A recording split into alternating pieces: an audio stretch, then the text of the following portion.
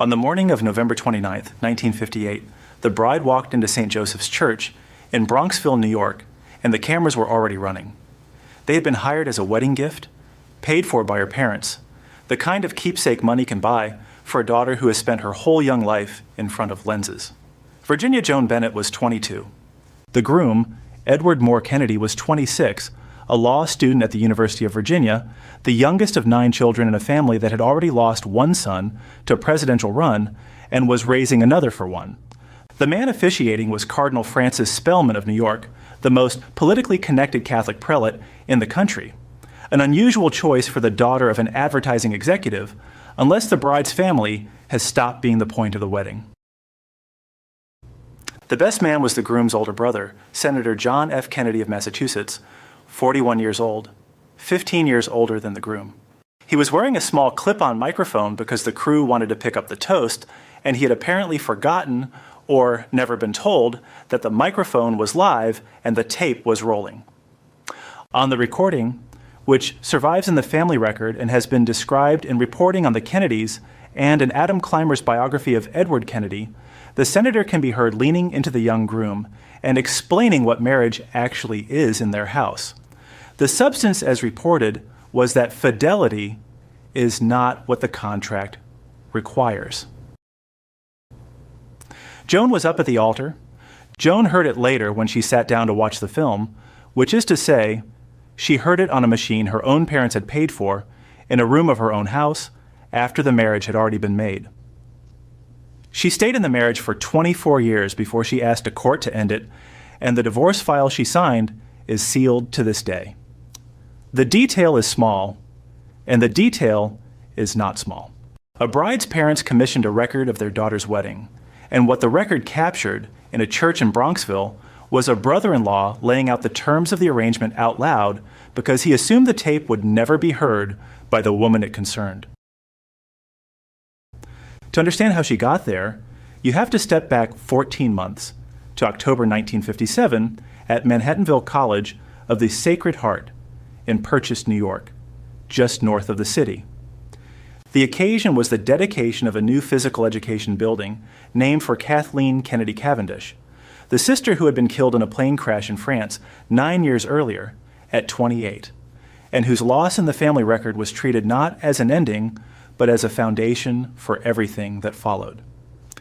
Joan was 21, a student at the college, and a serious pianist who had been trained classically since childhood.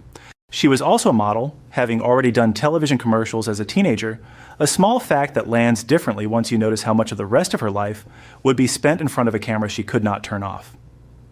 A family member named Jean Kennedy made the introduction. The bridegroom-to-be was 25, the baby of the family, the brother with no obvious place in the dynasty his father was building. Joan's father was Harry Wigan Bennett Jr., a New York advertising executive. Her mother came from a similar world.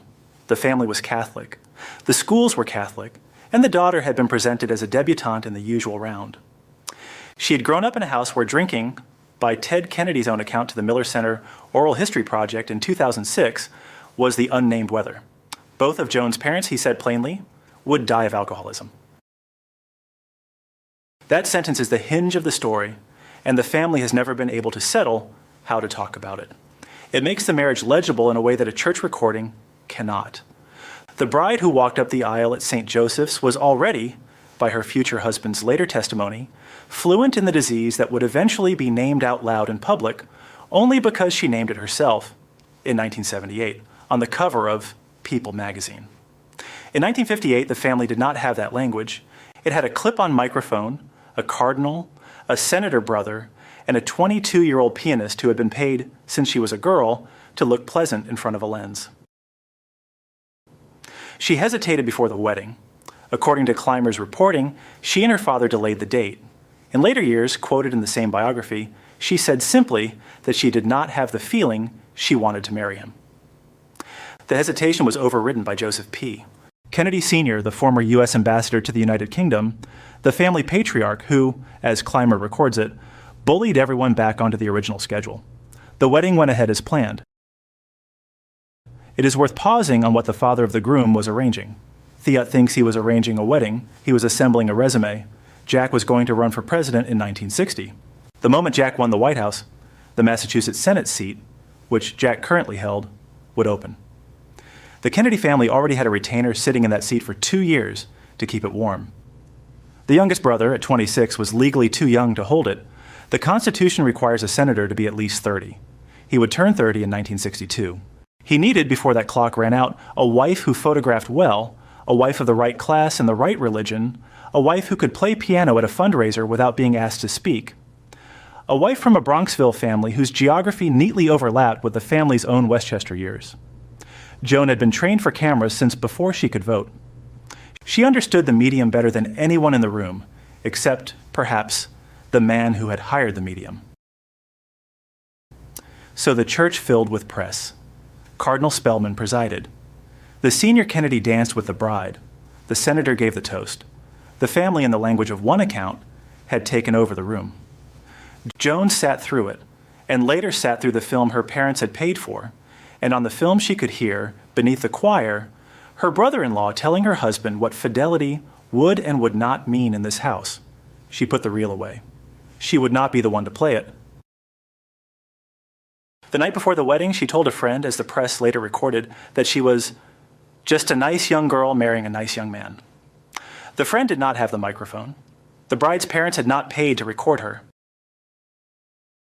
2 months after the ceremony, the bride and groom left on a belated honeymoon in South America, delayed because the groom had still been finishing law school. By the time they returned to the United States, the next phase of the schedule was already waiting. The wedding of November 29, 1958, was not arranged in the usual way that weddings are arranged. Weddings are arranged between two young people and their parents. This wedding was arranged by a patriarch in his 70s who had already been ambassador to the court of St. James's, and who had concluded, after the death of his eldest surviving son in a war and the death of his daughter in a private plane in France, that the family's only remaining political instrument was the second son, John, and that every other arrangement in the family had to be bent to make John's run possible. Joseph P. Kennedy Sr. was not arranging a marriage. He was assembling a resume. The resume needed a Massachusetts Senate seat. The Massachusetts Senate seat needed a Kennedy. In November 1960, Jack would win the White House, and the moment he did, the seat he currently held would open. A family retainer had already been installed to keep the seat warm for 2 years. The man who would actually occupy it had to be at least 30 years old under the Constitution. The youngest brother, Edward Moore Kennedy, would turn 30 in 1962.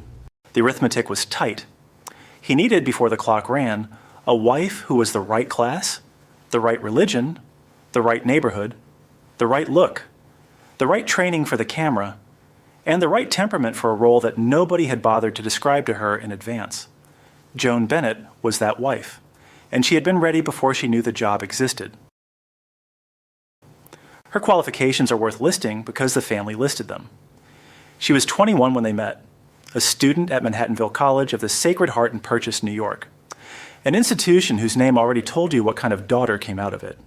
She was a classically trained pianist, a discipline she had been working at since childhood and would return to for the next 60 years of her life. She was a former teenage model in the television commercials, which meant she had been paid to perform in front of a lens before she could vote, and the habit of performing did not leave her when the commercials did. She was Catholic, raised Catholic, educated in Catholic schools, presented as a debutante.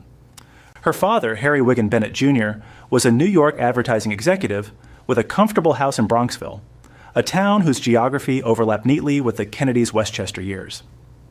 By the family's own later account, both her parents would die of alcoholism, a fact that, in 1957, was not yet a fact, but was already a weather system in the house she came from. Ted, at 25, was the youngest of 9. He was the one with no presidency planned for him. Jack was being readied. Bobby was being readied in Jack's wake.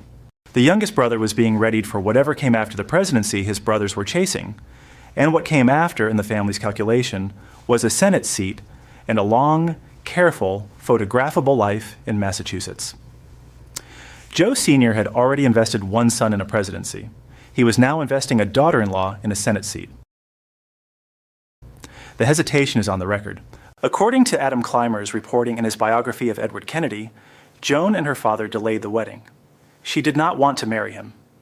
She told people later that she did not have the feeling she wanted to marry him, a sentence that, in a different family, would have ended an engagement. In this family, the engagement was restarted. Joe Sr., Clymer writes, bullied everyone back onto the original schedule. The wedding went ahead on November 29th, 1958. The ceremony itself had been designed to send a particular signal. The officiant was Cardinal Francis Spellman of New York, the most politically connected Catholic prelate in the country, a man whose presence in a Bronxville church on a Saturday morning was itself a piece of evidence. A cardinal does not ordinarily preside at the wedding of an advertising executive's daughter. He does when the bride's father-in-law has decided to photograph the marriage for a national audience. The press was in attendance. The senior Kennedy danced with the bride. The senator, the future president, gave the toast.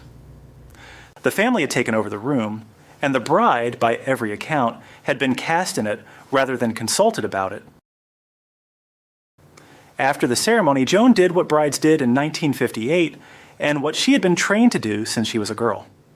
She watched the film her parents had paid for. She sat in her parents' house, in the Bronxville house she had grown up in, and she ran the wedding tape, and on the tape she heard the best man's microphone catch him telling the groom, out loud, in the church, with the choir audible underneath, that fidelity was not the requirement of the marriage he was about to enter. The machine her parents had paid for as a keepsake had been turned, by accident or by design, into an instrument of disclosure. She put it away. She had the children.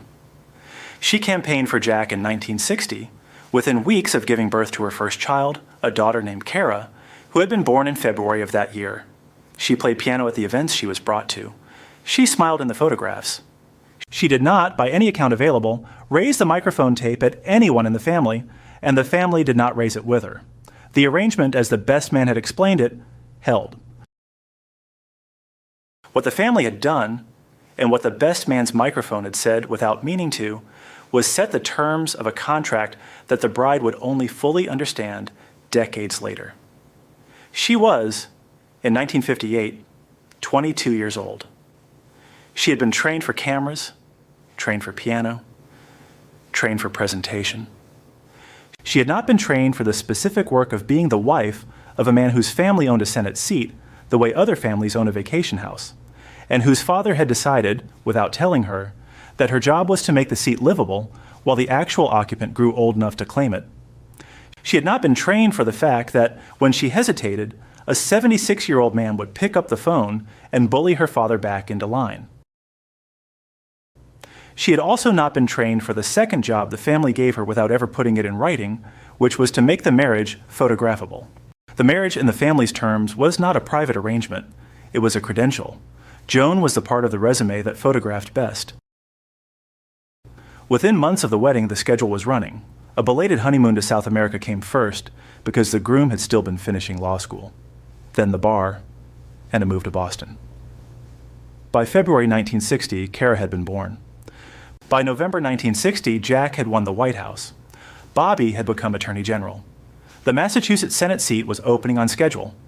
A son, Edward Kennedy Jr., was born in September 1961.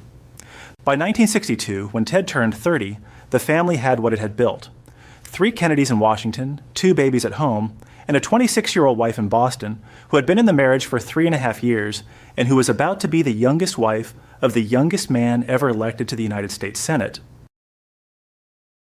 She had by then already begun to drink in a way that the family could see and chose not to see.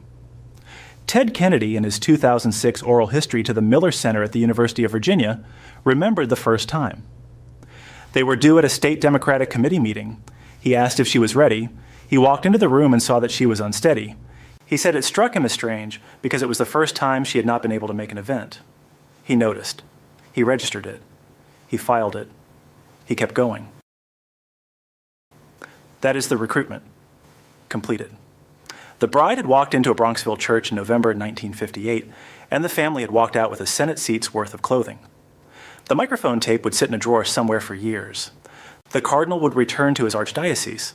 The senior Kennedy would die in 1969 before the consequences of his assembly were fully visible. The bride, 22 and already trained to perform, would spend the next 3 decades on a stage she had not auditioned for, in a role she had not read, and on a script whose terms had been explained to her brother-in-law on a hot microphone. In a church, on her parents' gift, while she stood at the altar and smiled. The marriage was 3.5 years old when the youngest wife of the youngest senator took her seat in the picture. Joan was 26. Ted was 30. 2 babies were at home in the house in McLean. 3 Kennedys were running Washington. The arrangement that Joseph Kennedy Sr. had bullied into place in 1958 was now the operating machinery of a Massachusetts Senate office, and Joan was its most visible component and its least consulted one. She had been in the marriage since she was 22, and the marriage, in her own later words, had never quite produced the feeling she wanted. She did not say that to her husband. She did not say that to her father-in-law, who had overridden her hesitation in the first place. She said it later, in interviews, when the microphone tape was already 20 years old in a drawer, and the family had moved on to the next decade of damage. The schedule that produced the seating had been running almost from the day of the wedding. The bride and groom left on a belated honeymoon to South America, delayed because the groom had still been finishing law school at the University of Virginia. They came back to the bar and to Boston. Their first child, a daughter they named Kara, was born in February 1960. Within weeks of Kara's birth, Joan was on the road for Jack's presidential campaign. A newborn outranks nothing in the Kennedy system. Joan campaigned. She played piano at the small events she was brought to. She smiled in the photographs her father-in-law's operation had spent her whole young life training her to smile in. Jack won in November 1960. Bobby became Attorney General. The Massachusetts Senate seat, which had been held for 2 years by a family retainer to keep it warm, opened in 1962 on the schedule the patriarch had built. Ted turned 30, ran for the seat, and won it. By 1962, there were 3 Kennedys in Washington and 2 babies in McLean, and Joan had been married for 3.5 years and had been a Senate wife for roughly 6 months. The drinking had been visible at the wedding reception by some accounts, and visible at the early campaign stops by more accounts, but the family had chosen the form of not seeing it that the family used for everything it could not afford to put on the front page. Ted Kennedy, in his 2006 oral history to the Miller Center, remembered the first time the not seeing stopped working. They were due at a state Democratic committee meeting. He asked if she was ready. He walked into the room and saw that she was unsteady. He said it struck him as strange because it was the first time she had not been able to make an event. He noticed. He registered it. He filed it. He kept going. He would keep going for another 16 years.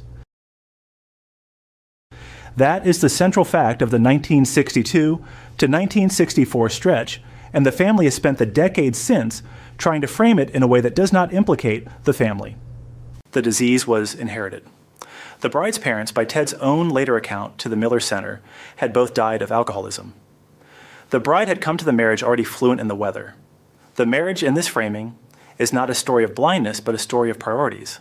Campaign schedule fixed, wife variable.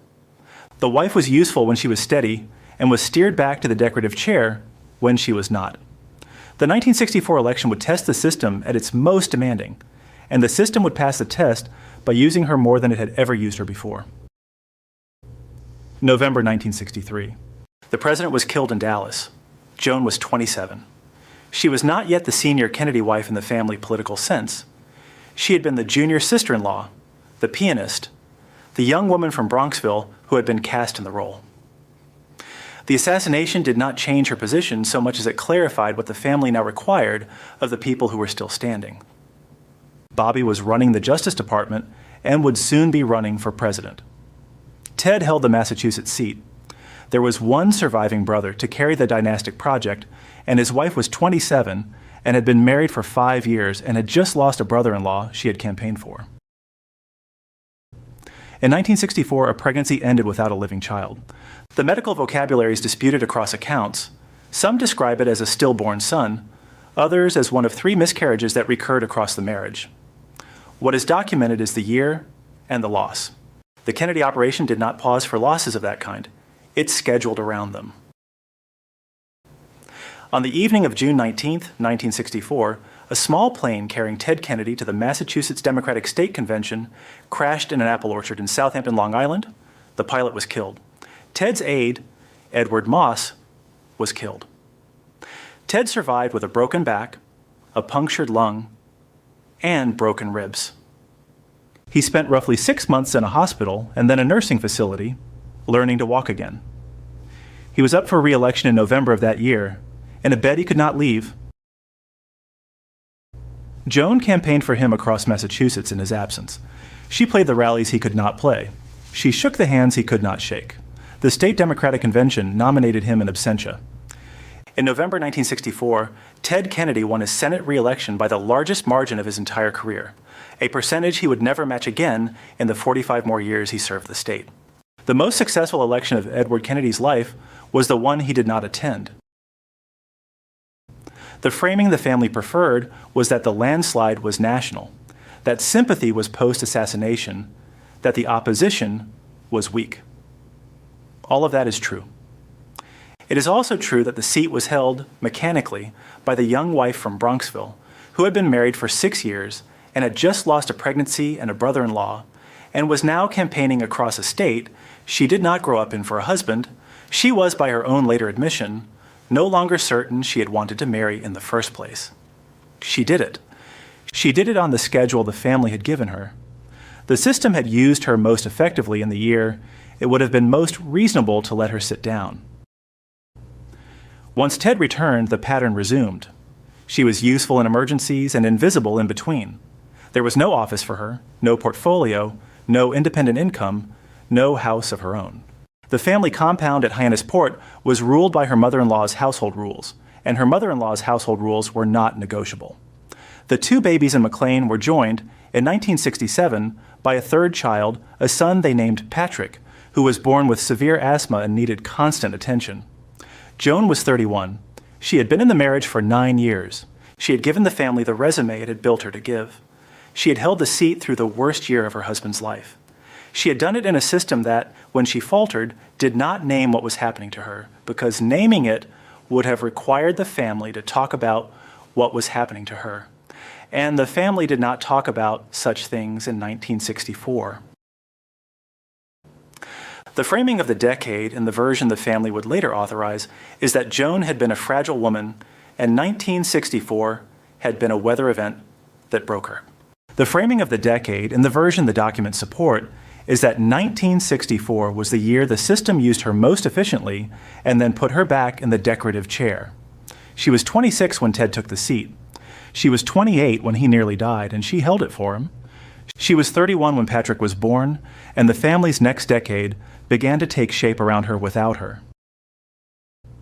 The microphone tape from 1958 sat in a drawer. The Cardinal had returned to New York. The senior Kennedy had not yet died.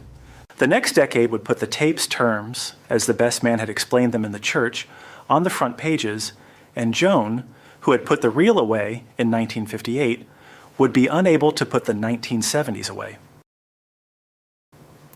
The decade after the 1964 election gave Joan Kennedy almost nothing that was hers. There was no office, no portfolio, no independent income, no house in her name. The compound at Hyannisport ran on her mother-in-law's household rules, and the household rules were not subject to negotiation by the youngest daughter-in-law. The seat in Washington was held by her husband. The family business was the family business, and she was not, by any structural measure, inside it. She was next to it. She had been hired for the role in 1958, and the role did not include a desk. In 1968, Bobby Kennedy ran for president. The campaign needed a pianist and a photograph of a Kennedy wife who could play piano, and Joan was the only one available. She went on the road with her brother-in-law. She played at the small events. She sat behind him at the rallies. In an interview years later with the Associated Press in 1992, she would remember the campaign in the language Bobby's operation had given her. He took her with him, and he encouraged her. His campaign theme, she said, was, "This land is your land." It is the kind of sentence a woman who has been permitted to play piano at her brother-in-law's rallies would write, and it is the kind of sentence the family preferred, because it kept her inside the picture as decoration rather than as a person with a point of view. Bobby was shot and killed at the Ambassador Hotel in Los Angeles in June 1968. Joan was 31. The brother-in-law who had handed her a piano on the campaign trail was gone. Patrick, her third child, had been born the previous summer, in 1967, a severely asthmatic baby who needed constant attention. 3 children were at home. The husband was now the sole surviving Kennedy brother carrying a dynastic project that had consumed 2 men in 5 years, and the wife was 31 and had been in the marriage for 10 years and had just watched the second of her brothers-in-law die on television. July 18, 1969, on Chappaquiddick Island. Ted drove off a bridge. His passenger, Mary Jo Kopechna, 28, a campaign worker, did not get out of the car. Ted did not report the crash for roughly 10 hours. The news reached the family, and the family reached Joan, and the instruction was the same instruction the family had always given. She was to appear. She was pregnant. She appeared. She flew to Plymouth, Pennsylvania, for Mary Jo Kopechny's funeral. She walked into the church beside her husband, who was wearing a neck brace. She sat in the Edgartown courthouse when he pleaded guilty to leaving the scene of an accident. She stood beside him for his televised address to the people of Massachusetts, in which he asked, with a straight face, whether he should resign from the Senate. Weeks later, she miscarried. The temptation in 1969 was to draw a direct causal line between the summer and the loss of the pregnancy, and the medical record does not support that kind of certainty. What the record does support is the sequence. 2 brothers-in-law assassinated in 5 years. A third pregnancy lost. A husband in a neck brace on television asking a state to keep him in office. Joan, in later interviews, connected the stress of that summer to what happened.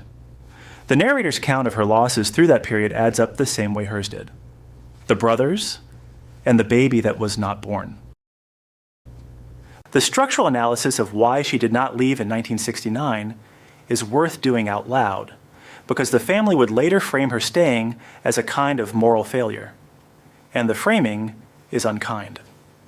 She was a Catholic woman with 3 young children, one of them chronically ill. She had no career, no money of her own, no house in her name, and a surname that guaranteed any separation would become a national news event the morning it was filed. The math of leaving threatened her, not the family directly. The family had other rooms to absorb a separation. She had none. So she stayed. The drinking, which Ted had first noticed in 1962 and filed and walked past, became unmanageable after Chappaquiddick. The polite Washington arrangement, where no one prints it, started to fail. By Lawrence Leamer's account in his book on the Kennedy women, Joan pleaded to attend Alcoholics Anonymous openly and was refused because an alcoholic wife going to meetings in Boston or Washington was an unacceptable political risk.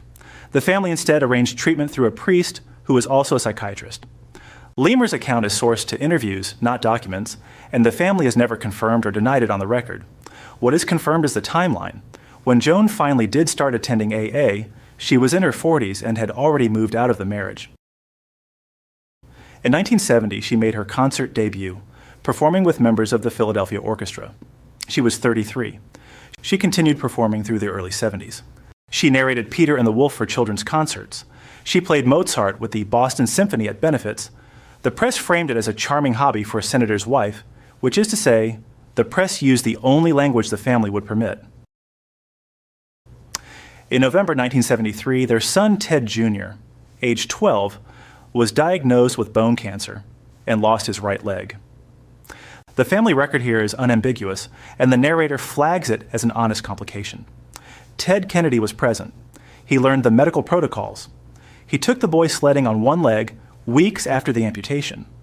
He stayed through 2 years of experimental chemotherapy that made the boy violently ill every 3 weeks. He was capable of remarkable devotion, and the devotion is documented. The complication cuts both ways, and the narrator is not going to smooth it. The tenderness is exactly why leaving was hard. The tenderness is exactly why the public image of the marriage was persuasive, for as long as it was persuasive. The family knew how to photograph the 10% of the marriage that was real, and the 10% of the marriage that was real was enough to keep the other 90% in its chair. By the mid-1970s, Joan's drinking was producing incidents that made the local papers. There were driving arrests. The polite Washington arrangement was failing in public. In 1977, Joan did what no Kennedy wife had done. She left Washington. She took an apartment in Boston's Back Bay, a modern condominium she had furnished herself.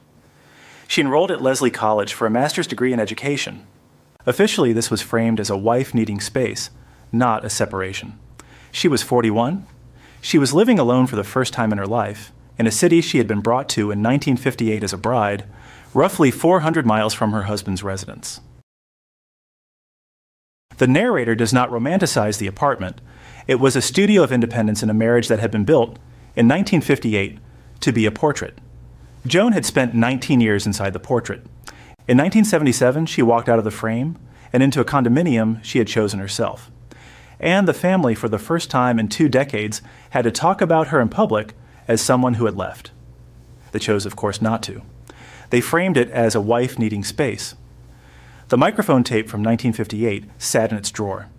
The terms it had explained were now being renegotiated by the woman they had been explained to, and the renegotiation was being conducted not in a Bronxville church, but in a condominium in Back Bay, at a desk in a graduate program, by a 41-year-old pianist who had been paid to smile for cameras since she was a girl.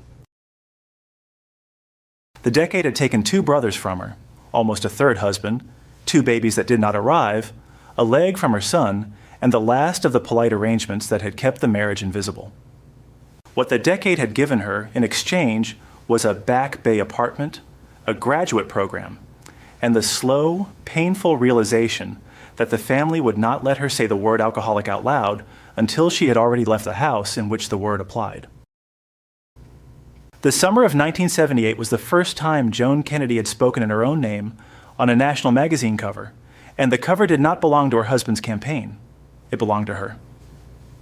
People magazine put her on the cover on August 7, 1978, and she also sat for a long interview with McCall's around the same time. She was 42. She had been separated, in the polite family phrase, for the better part of a year. She was, by her own description, an alcoholic who had moved out of her husband's house and was living in a Boston apartment she had furnished herself and was finishing a master's degree at Lesley College. In 1978, this was not a normal disclosure from a sitting United States senator's wife. It was not normal from anyone in American public life, except 2 years earlier, Betty Ford, who had opened the door and had been surprised to find a country on the other side of it. Joan's language in those interviews was careful and personal. She had needed her own space and her own time, she told McCall's, to find out what her needs were. If she had not had all the trouble with booze, she said, she would not have had to look at herself and her life. The narrator holds those sentences at the level they were offered. They are the first public sentences Joan had ever delivered as a subject rather than as a decoration, and the family had not written them for her. Within a few days of the People cover, according to contemporaneous reporting in Time magazine, she relapsed badly. The narrator insists that both facts belong in the same sentence because the family spent the next several years trying to keep them in separate ones. Joan Kennedy had named her disease out loud on a magazine cover, and the disease had answered her. The disclosure and the relapse are not 2 stories. They are 1 story.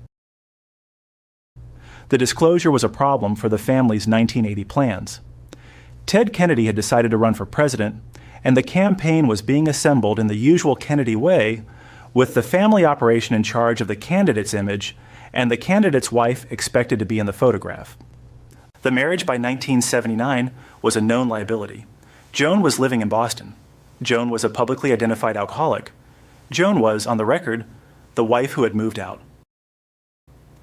October 12th, 1979.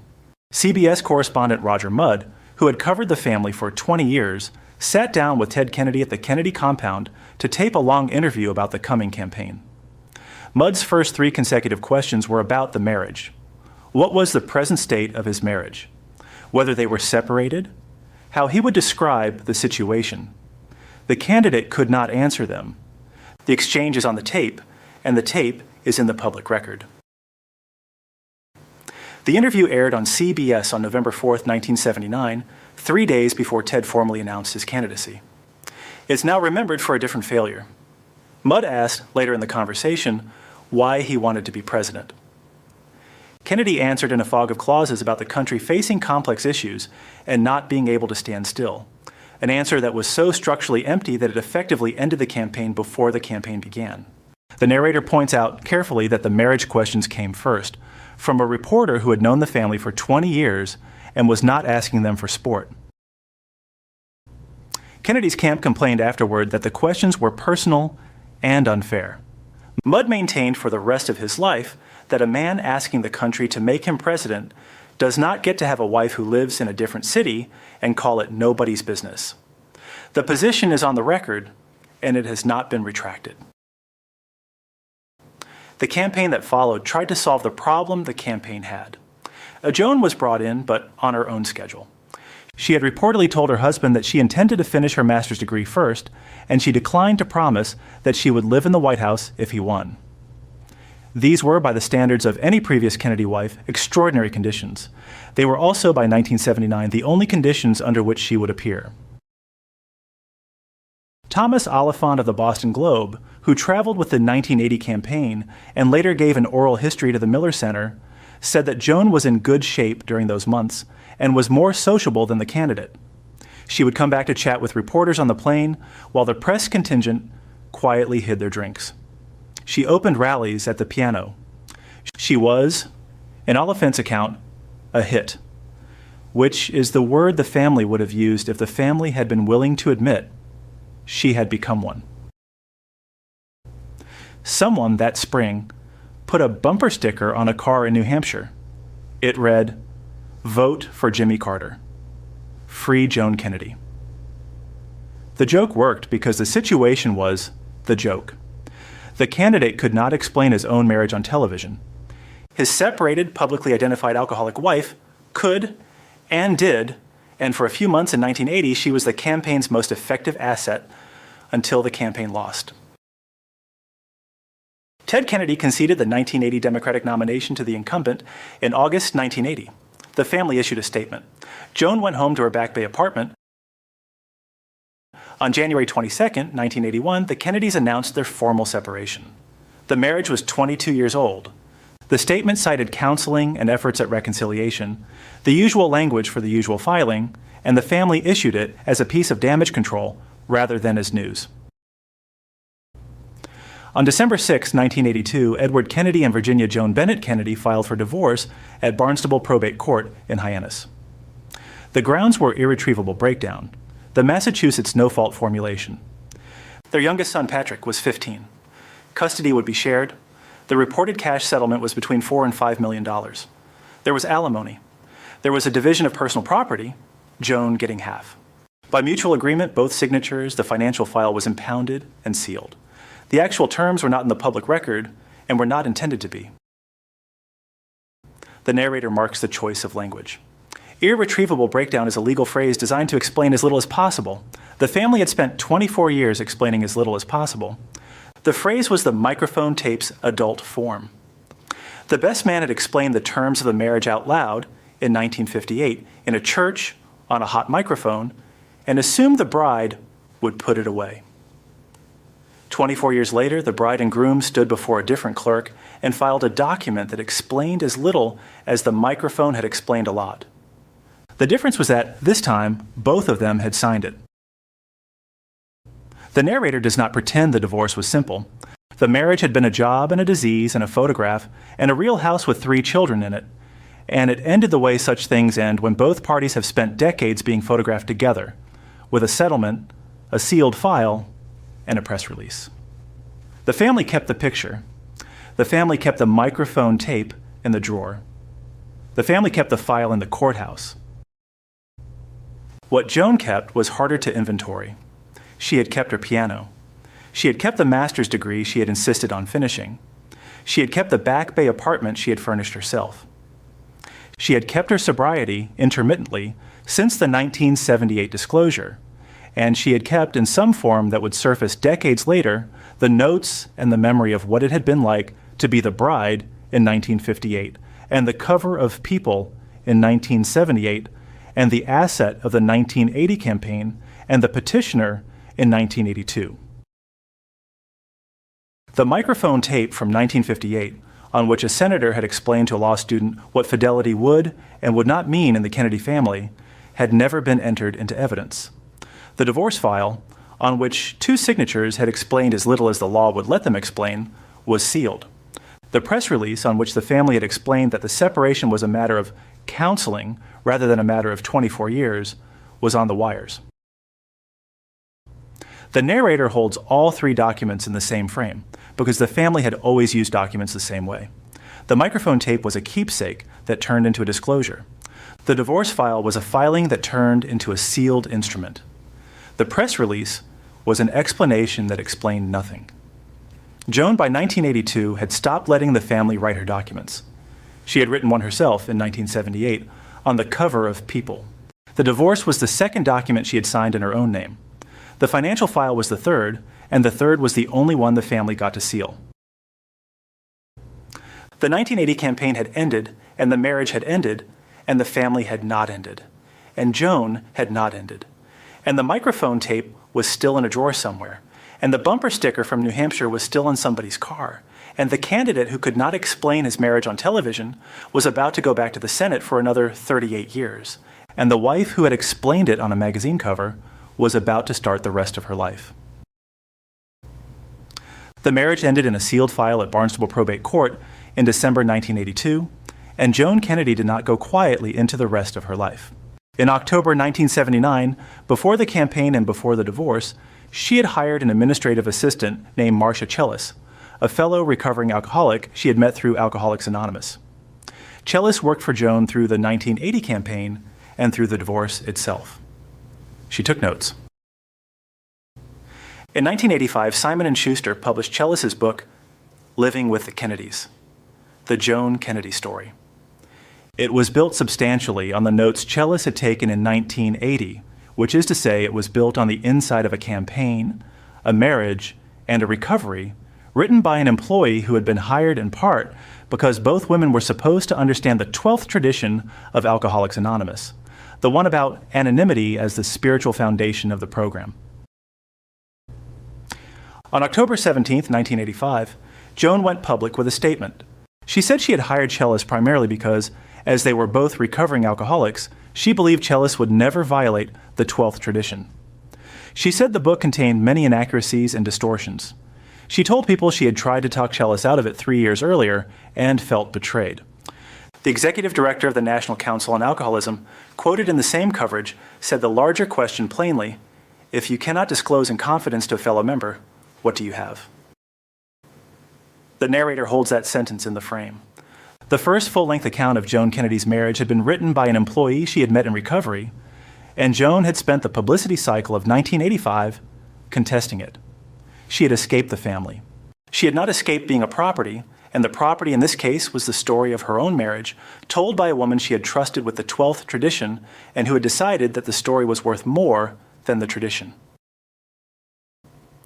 In September 1994, with Ted Kennedy facing what would be his toughest Senate re-election against Mitt Romney, Joan hired the Boston divorce attorney Monroe Inker to go into Barnstable Probate and examine the impounded papers for possible inequities. The timing was openly political. Nothing public came of it.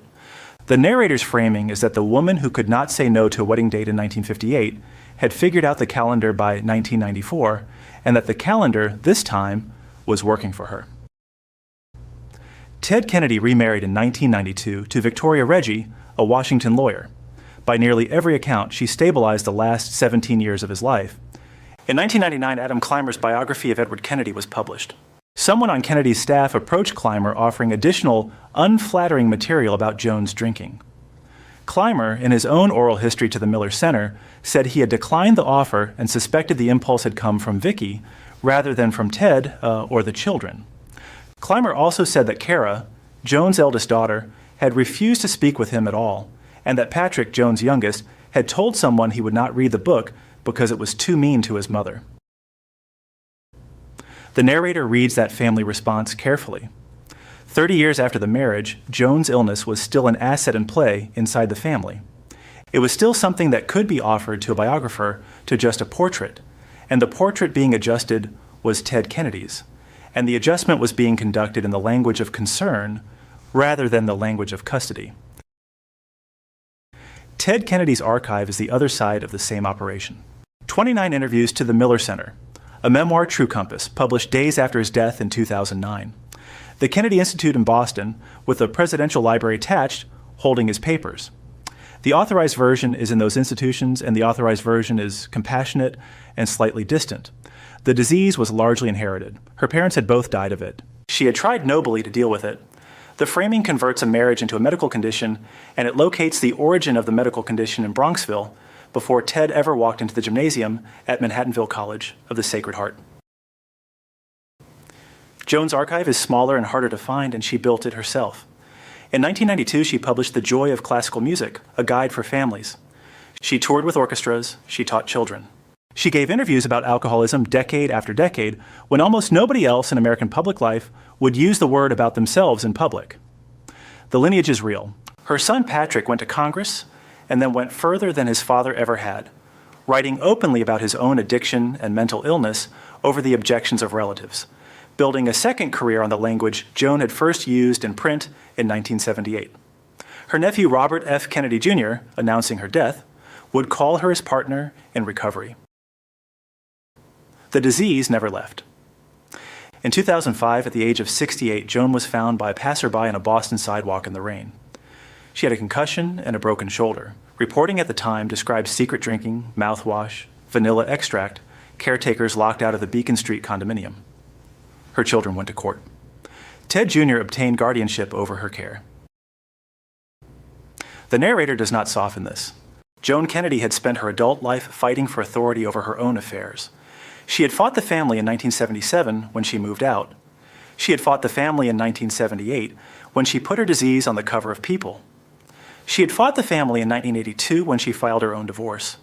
She had fought Marcia Chellis in 1985 when Chellis published The Inside of the Marriage.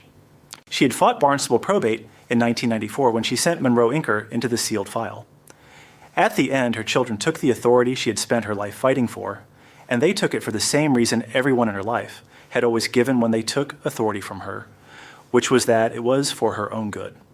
The difference is that this time, by 2005, it probably was. Ted Kennedy died in 2009. Kara Kennedy died in 2011. Joan Bennett Kennedy died in her sleep at her home in Boston on October 8th, 2025, at the age of 89. She had outlived the husband, the campaign, the biographers, and nearly every witness to the Bronxville church in November 1958. Her son Patrick's statement on her death called her a quiet pioneer for speaking about alcoholism and depression when few others would. The final image for this narrator is the wedding tape. The bride's parents paid for the film crew as a keepsake, the kind of gift parents give to a daughter they are proud of and expect to remain proud of. The family turned the keepsake into an artifact of its own confidence. The best man was so certain of the arrangement that he explained it on a hot microphone, in a church, in front of a camera, on the record. He assumed the bride would do what women in that family did with tape, which was to put it away. She was, remember, a girl who had been paid to perform for cameras before she could vote. She understood the medium better than they did. They kept the sealed file at Barnstable Probate. They kept the Miller Center interviews and the Kennedy Institute and the Presidential Library and the authorized version of the marriage in which the disease was inherited and the bride had tried nobly and the patriarch had assembled a resume. Joan took the part they never thought to ask for. The microphone tape captured the terms of the marriage in 1958. The cover of People named the disease in 1978. The bumper sticker in New Hampshire named the politics in 1980. The divorce filing ended the marriage in 1982. The book in 1985 was contested. The unsealing attempt in 1994 was quiet. The teaching and the touring and the interviews went on her schedule, in her language, for the next 40 years. The Kennedys always owned the picture. Joan was the one who figured out what to do with the sound.